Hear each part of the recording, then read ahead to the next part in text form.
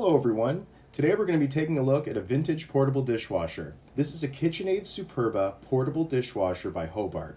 I bought this at a garage sale not long ago. I only paid $25 for it. From what I was told, the previous owner used this machine very little before storing it in a finished basement for decades. With the help of a friend, a dolly, and ratchet straps, we got this extremely heavy dishwasher out of the basement of their time capsule home and brought it back to my home. A few years ago, I made a video showing off my compact portable dishwasher just to show the benefits of having such an appliance if you don't have the accommodations for a built-in model.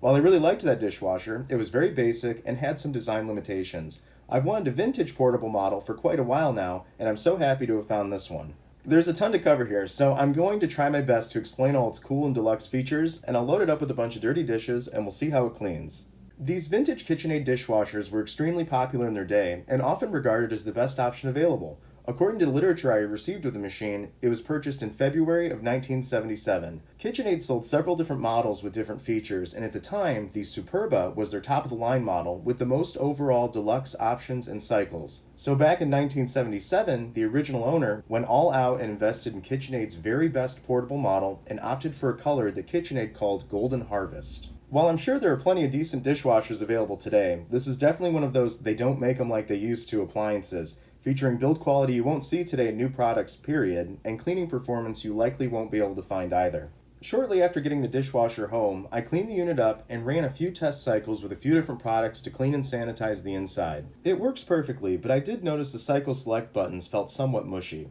Per the recommendation of a friend, I was able to purchase a service manual for this model dishwasher, which was very helpful. I'll add a link to the site I purchased the manual from. Using the service manual instructions, I was able to take the dishwasher front panels and control panel off, and using electrical contact cleaner, cleaned all around the buttons. This made a nice difference, and now they actuate better. This Superba is part of KitchenAid's KD-18 series of dishwashers, which according to some literature I found, were sold from 1976 to 1979. These KitchenAids were made by the Hobart Corporation, which is the world's oldest producer of commercial dishwashers. It was made in Troy, Ohio, and it's an absolute monster in terms of both build quality and performance. The KD-18 series features a multi-level wash system with 3 counter-rotating impellers. At the bottom of the wash chamber, you have the very effective 4-way hydro sweep wash arm. Attached to the top rack, there's the upper-level power wash arm, which is smartly protected underneath to keep items from snagging on it. Finally, at the top of the wash chamber, there's the constant overhead wash-rinse impeller. These 3 impellers work together and deliver excellent results, and it cleans far better than my previous newer dishwasher. Under the lower wash arm, there's a large stainless steel screen, which acts as a self-cleaning filter. Underneath that, there's a food disposer, which grinds soft food into tiny particles so it can easily wash them away. This system seems to work very well. On this top-of-the-line Superba model, the upper rack has all kinds of adjustments. There's 4 stay-put flexo dividers, which allow all kinds of options when loading the top rack. The Superba also features a 16-position, easily adjustable top rack. I find myself regularly using this, and it's very handy when loading larger items into either the upper or lower rack.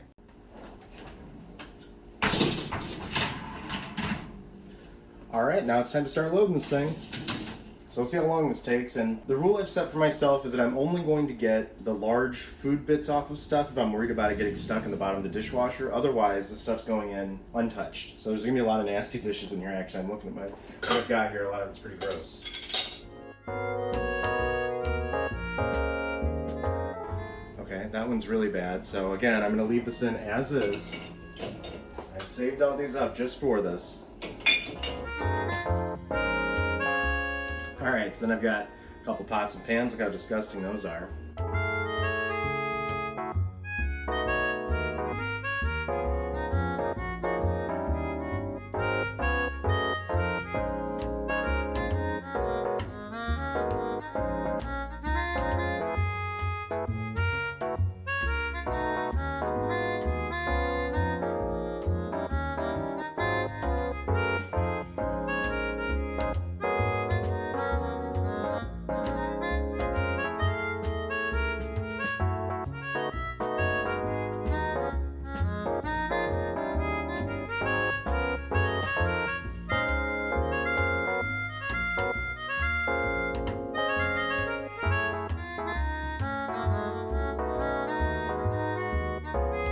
Okay, so now this is fully loaded. A lot of these are really, really nasty. You know, I'm sure I could have done this better. I had to rearrange it a little bit to fit everything in there, but I did get everything that I wanted to in here. So it holds a ton, and with all the rack options on top, you can use it for all kinds of stuff. I only have 1 or 2 pots and pans in my entire kitchen that are just used. I have a wok that I don't know if they'll fit in there. In fact, it might. Most of my stuff, except for maybe one really, really huge lid, fits. Okay. Now let's grab some soap. These days, per the recommendation of a friend who also told me about the manual for this, so that was really helpful. I've recommended this detergent. So this is called Bubble Bandit, and it's a commercial grade detergent. And it says the only detergent that cleans your dishes like they used to. It's got natural phosphates. Utilizing phosphate is the only way to combat scum and water spots from hard water. And it's made for commercial use or home use as well. And I got 2 bags of this, and it's kind of expensive. 2 bags of this, which should last me a year or 2, was about $45. What I found is that it works really well. Bubble Bandit, and in my opinion, Cascade Powder, and just from my own experience, are the best detergents I've ever used. I was stuck with these for a long time. I was stuck with these Finish capsules, and to be honest, I hated these. Even in my old dishwasher, they always left spots all over my dishes, and so I've never been a fan of these Finish capsules. I wanted them to be great, and I bought a bunch of them, but they sucked. So Bubble Bandit, though, works great. And you don't need much, but what I'm going to do, because a lot of these are really heavily soiled, I'm going to use the longest cycle, and I'm going to fill up both the pre-wash and the main wash with just a scoopful. I think it's 2 tablespoons. There and there.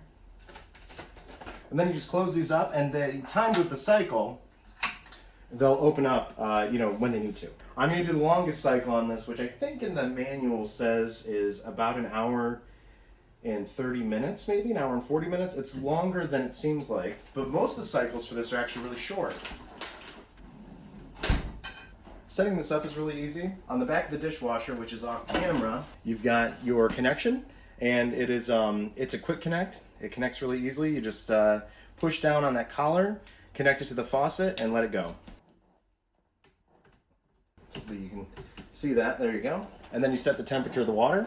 For a dishwasher, you want the hottest tap water. Now, as I mentioned, this is actually on a cord reel, so you have to pull this out. So you pull the cord out, and then actually you rest it in place on a little notch right there. And then it's just a standard grounded plug. I'm going to go ahead and plug this in. After you plug in the portable versions of these KitchenAid dishwashers, you actually have to let them sit for a few seconds to let the timer on them reset before you select a cycle. I actually found that out from the service manual. So let's take a look at the controls here. As the dishwasher is going through its various cycles, it'll actually show you via lights right here what it's up to. And it'll just go through the whole thing one by one.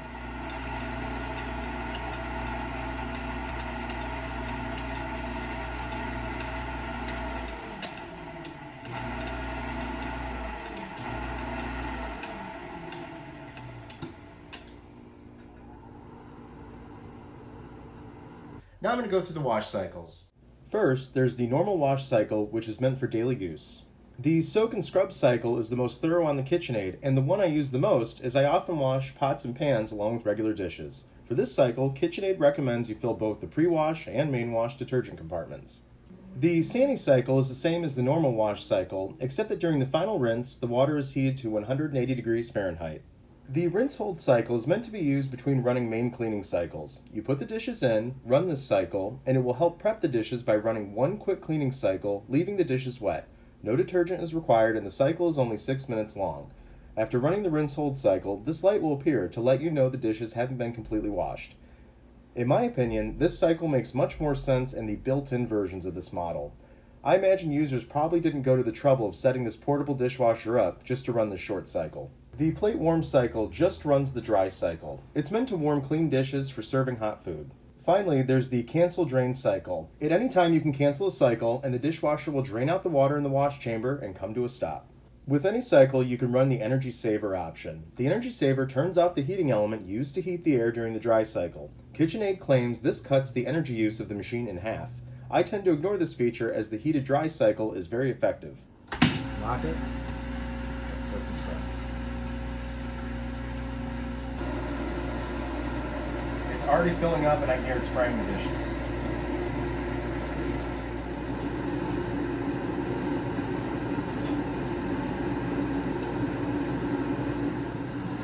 Alright, just for fun, I'm going to open this and we'll see if we can see any of the water action. Well, opening like that isn't recommended, but I wanted to see it.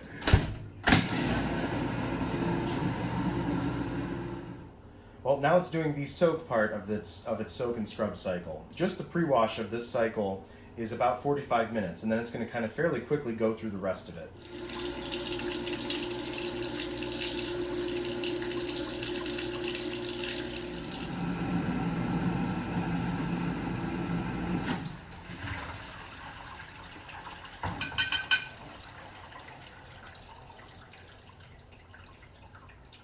At this point in the cycle, both soap dispensers have now opened, and it looks like it's just going to flush out the last of that Bubble Bandit.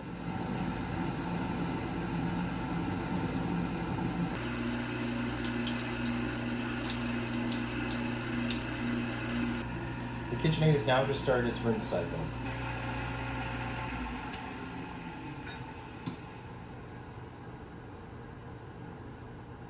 It's now entered its dry cycle, and I don't know if you'll be able to hear that, but there's actually a fan inside, and I can hear it running from here. Since it air dries the dishes with the assistance of a fan, the dishes come out really close to dry. Unless the dishes have parts on them that can retain water, they come out really, really close to dry and can be put away pretty much right away, which I really like. So we'll come back to this when it's all done. The dry cycle actually vents the humid air out of the gap between those two panels at the bottom. All right, the dishwasher's finished. Let's see how it did.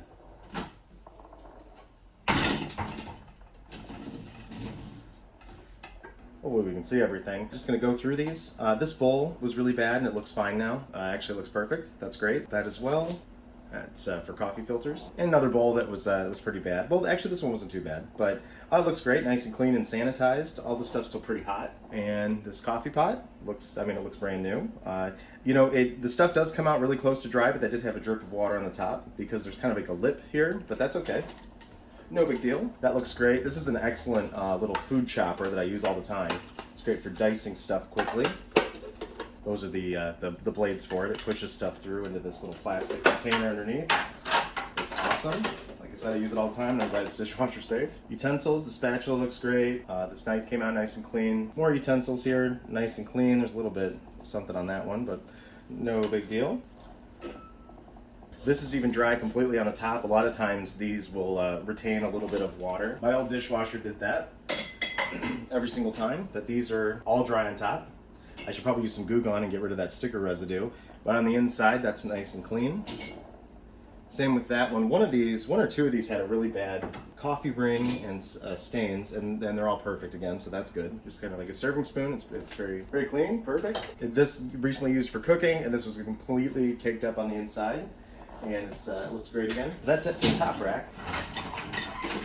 This is a coffee thermos. My old dishwasher could never get it completely clean on the inside, but this KitchenAid just blasts it clean and it looks brand new again. So things like this too, again, you know, between the dishwasher and Bubble Bandit, I mean, that looks new. It has one little spot on it, but otherwise that's perfect. Cutting board looks great. Plates look good. Just gonna stack these up. So that looks good. And then all of these were really bad, and yeah, it's fine. That one was really bad as well, and yeah, it's ready to go. This is a really awesome like handheld strainer. I use this thing all the time. It's great for like pasta and stuff and vegetables. And it's ready to go. And then this was the worst culprit dish that I put through it, and there's still some residue or I guess spotting on the bottom, but it's ready to go again. This was caked up really bad, and these stainless steel pans, as much as I love using them, stuff really does get caked onto them. And then I have the utensils. I've got this spoon-shaped spoon rest, and that looks great. And the silverware looks great, looks perfect.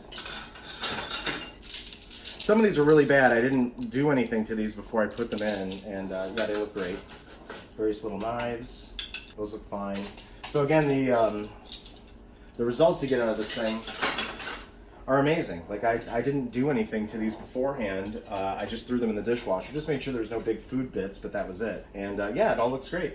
And with that, that's actually it. So there you have it. I think I covered just about everything I wanted to. This vintage dishwasher is built to higher standards than anything you can buy today, and it offers great cleaning performance. I prefer to use a dishwasher as they repeatedly sanitize the dishes in very hot water and do a better job cleaning than I could by hand. If you can't accommodate a built-in model and you have the space for it, a portable dishwasher is a great option and definitely worth the investment. Even at 43 years old, I think this KitchenaId Superba still has a long life ahead of it, and I don't see myself ever parting with it. In my opinion, it's just about the best of the best. If you have any questions, feel free to ask, and as always, thank you for watching, and have a great day.